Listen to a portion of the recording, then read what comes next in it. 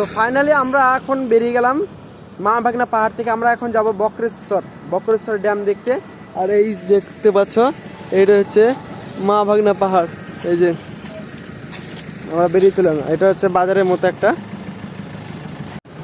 আমাদের Dubrajpur rail station থেকে মা ভাগনা পাহাড় টোটোতে ভাড়া পড়েছে মাত্র 15 টাকা করে। তোমরা দেখে একটু কথা বলে চেপে নিবে, ঠিক আছে? নাহলে কারোর কাছে 20 টাকাও নিতে পারে।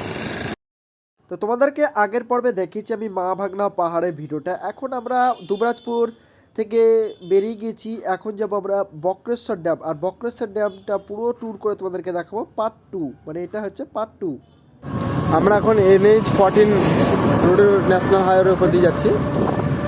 এই পেছন দিকটা হচ্ছে আমরা দুবরাজপুরের দিক থেকে আসলাম, আর এখন আমরা এইদিকে যাচ্ছি বান্দেশ্বর বলে একটা জায়গা, ওখান থেকে নেমে বক্রেশ্বর ড্যাম খুব কাছে।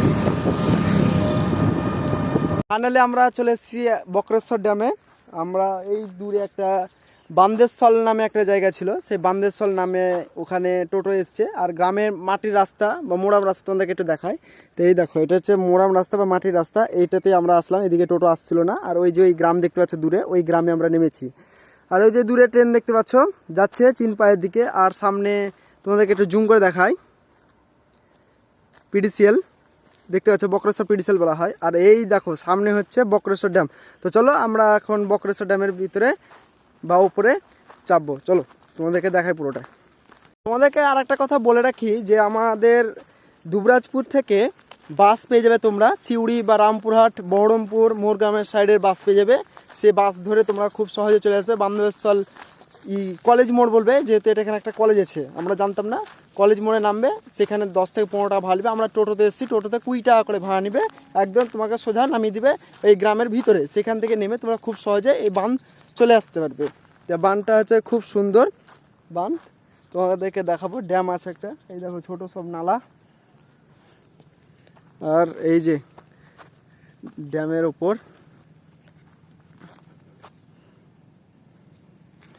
আমরা এখন ওই যে ওই সিঁড়ির মাধ্যমে ধীরে ধীরে উপর দিকে যাব। বক্রেশ্বর ড্যাম বলা হয় বা নীলাঞ্জর ড্যামও বলা হয়। বাবা খুব পিছলাচ্ছে, খুব সাবধানে উঠবেন আপনারা।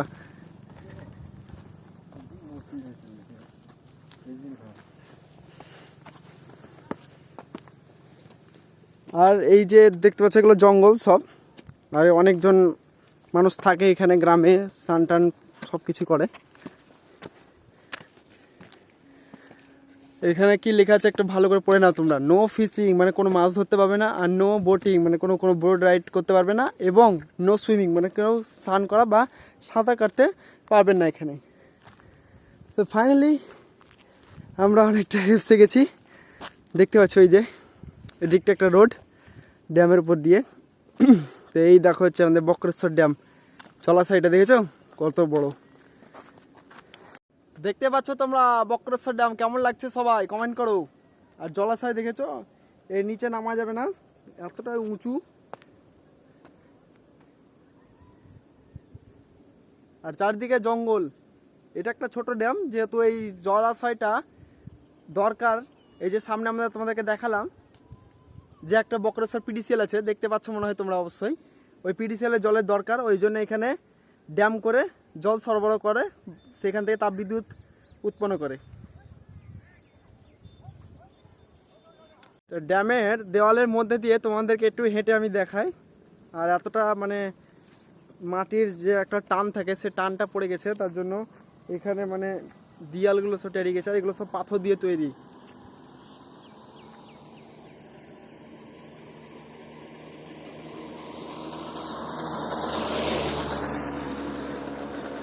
আর আপনাদেরকে একটা বলে রাখি যে বক্রেশ্বর ড্যাম তোমরা কিভাবে আসবে। বক্রেশ্বর ড্যাম আসতে গেলে তোমরা প্রথমে চলে আসবে দুবরাজপুর থেকে টোটো বা বাসে হোক চলে আসবে বান্দেশ্বর। আর এই যে এই দূরে দেখতে আছে, এর ওই পাশে আছে বক্রেশ্বর, যেখানে তোমার উষ্ণ প্রশমন আছে এবং তার সঙ্গে আছে মন্দির বক্রেশ্বরের।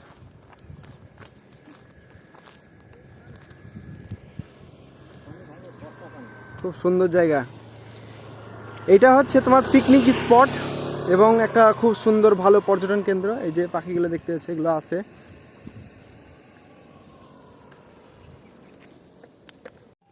তো ড্যামের দুটো ভাগ, একটা ভাগ হচ্ছে দেখো এই সাইডটা চলে গেছে, আর এইটা একটা দ্বীপের মতো হয়ে আছে, আর এদিকে একটা চলে গেছে, বুঝতে পারলা। আর কিছুদিনের মধ্যে মানে কিছুদিনের মধ্যে তোমার শুরু হয়ে যাবে, তখন তোমরা পিকনিক স্পট হয়ে যাবে, মানে শীতকাল পলে হয়ে যাবে শুরু, তখন পিকনিক স্পট সব। গ্রেট কর্মোর্যান্ট যে পাখিটা আছে, সে পাখিটা দেখো তোমার চোখের সামনেই দেখিয়ে দিচ্ছি তোমাদেরকে, ওই যে বসে আছে, ওই দেখো জুম করে দেখায়, এই দেখো এই পাখিটা হচ্ছে এই পাখিটা, বুঝতে পারলা। আর এই সামনে আমাদের ড্যাম, এইখানে মেন জিনিস, এদিকটা তো মাটি ফেলে সব বন্ধ করা আছে, এই দেখো এদিকটা শুকনো হয়ে আছে, আর এই দিকটা হচ্ছে পুরো ড্যাম। আর এই যে দেখতে পাচ্ছ তোমরা যে ওই যে চেষ্টা করে পুরো ছবি তুলে মানে তৈরি করে রেখেছে, আর আমরা এখন ড্যামের উপর দিয়ে হেঁটে যাচ্ছি।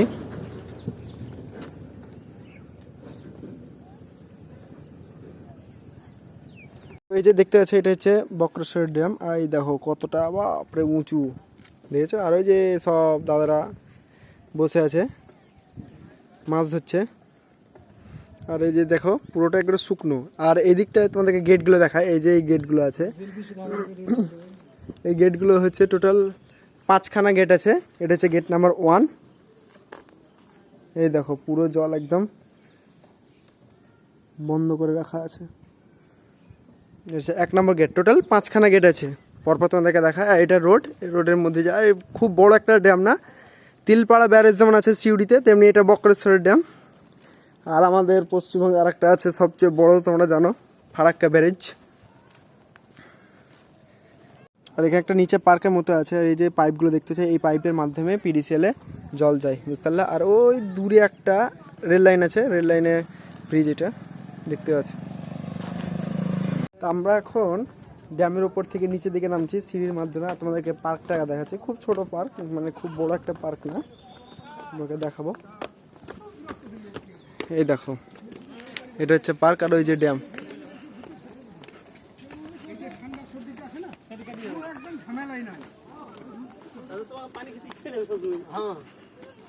তারপরে ঘোরাফেরা করি, 8টা যখন বাজে তখন একটু শুধু চা খাই। আমরা এখন বক্রেশ্বর ড্যাম ঘোরার পর আমরা এখন যাচ্ছি চিনপা রেল স্টেশন, সেখান থেকে আমরা ট্রেন ধরে চলে যাবো রামপুরহাট আবার।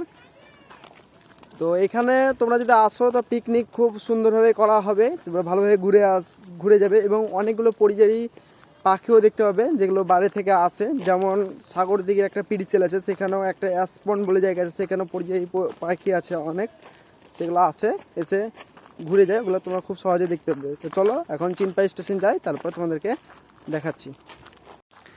তো এই হচ্ছে ড্যাম, আর আমরা ওই যে ওই ড্যামের ওইখান দিয়ে নেমে এই রাস্তা দিয়ে আমরা হেঁটে যাচ্ছি, প্রায় 1 থেকে 1.5 কিলোমিটারের মধ্যে আমাদের চিনপা রেল স্টেশন আছে। আর যেহেতু আমরা এখানে কিছু পাবো না, যেহেতু ড্যামের কাছে কেউ আসে না, টোটো ফোটো যদি পাওয়া যায় তাহলে আমরা টোটো দেখবো। আর এই যে ওই পাইপগুলো দেখালাম, এগুলো সেই বক্রেশ্বর পিডিসিএলে পাইপগুলো চলে গেছে।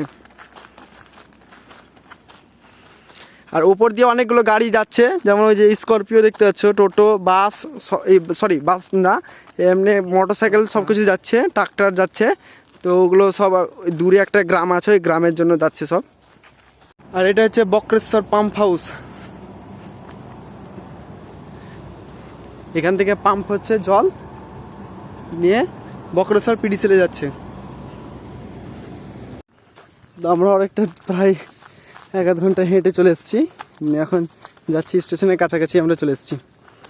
তোমরা এই দিকে আসবে না, আর আসলে টোটো থাকে ওখানে, টোটো দেখবে, উনি যাবেন না বললেন, ওই জন্য আমাদেরকে হেঁটে আসতে হলো। ফাইনালি আমরা চিনপা রেল স্টেশন চলে এসেছি, দেখতে পাচ্ছ তোমরা, এই দেখো রোড পুরোটাই স্টেশন, ওভারব্রিজের মাধ্যমে ওই সাইডে যাব, গিয়ে আমরা টিকিট কাটবো। আর চিনপাই রেল স্টেশনে তোমরা দেখতে পাবে এখানে অনেকগুলো প্ল্যাটফর্ম আছে, এদিকে 3, 1, 2, 2খানা, অনেক বড়। এদিকে টোটাল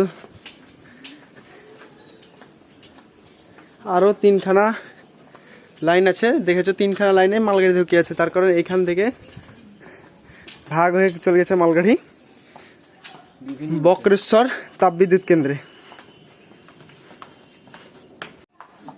আমরা দেখতে পেলে যে ছুটে মানে আসলাম, আমরা কম বেশি একটু ধরো জোরে হেঁটে এসেছি, যেহেতু আমাদের হাতে সময় খুব কম ছিল, আমরা ট্রেন পেতাম না, ওই জন্য একটু ভালোই জোরে ছুটে এসেছি। এখন টিকিট কাটবো। আর দেখতে পাচ্ছ পাশে সব মালগুলো কয়লা ভরা আছে।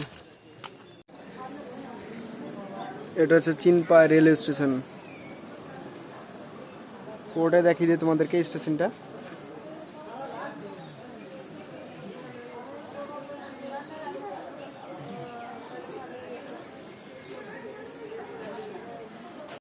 তো তোমরা দেখতে পাচ্ছ যে RCF মেমু চলে এলো আমাদের 2 নম্বর প্ল্যাটফর্মে চিনপায়ে।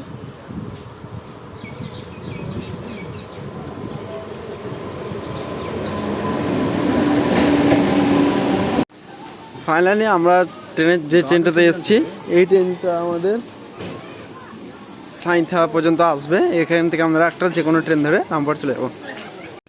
তো এই দেখতে পাচ্ছ আমাদের সাঁইথা স্টেশনের বাইরে।